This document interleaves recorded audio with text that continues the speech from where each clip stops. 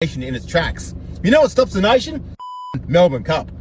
Right? Everyone on the piss watching horses run around in a circle. This country's telling you, this country will be conquered. That's the sad reality.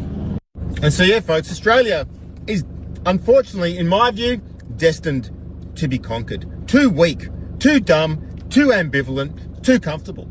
And by the time people realise just how good it was, it will all be gone. All be gone.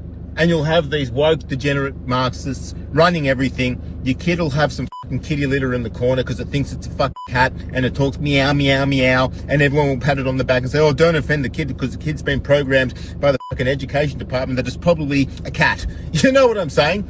Like, there's no moral compass. There's no backbone. There's just weak people distracted with garbage from the television. It's so sad because this was the best country in the world. And it was worth fighting for, but there's no fight in this country. Changed my mind, folks. You know what I mean? 90% of the population rolled up their sleeves and took 3 shots of an mRNA experiment. Like, it's a piss weak country, you know? And one of the biggest tests that they ever did was Anzac Day during COVID. And they said, oh, you can't honor your ancestors. You got to do it in your driveway. You can't go to the shrines. You can't honor your ancestors and their sacrifice. And what did 95% of Australians do? They stood in their driveway like good little government bootlickers and did exactly what they were told because they were terrified of the fucking invisible boogeyman. You know, too scared to breathe, too scared to stand up for themselves. That's what it comes down to. Too dumb to see through the propaganda. That's just the harsh fucking reality of what's going on in this country. Most people are too dumb to see through the blatant propaganda and the agenda that's right in front of their faces. Same as what's going on with cash. And what's going to happen is once they get their digital bank, their central bank digital currencies, and you object fucking 50 different genders, well, guess what? Your card won't fucking work. You'll be locked out of the economy. That's where it's headed, folks. The same people running the through the education system run the banks as well.